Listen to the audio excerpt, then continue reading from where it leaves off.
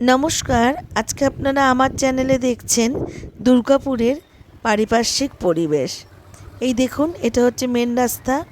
এখান দিয়ে গাড়ি চলাচল করছে।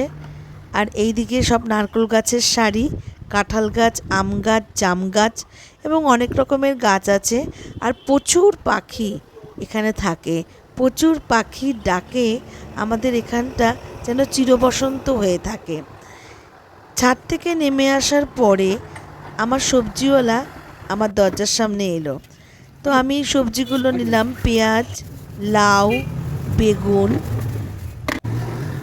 একটা ফুলকপি নিলাম, মূলো নিলাম, করলা বা উচ্ছে যাই বলুন নিলাম।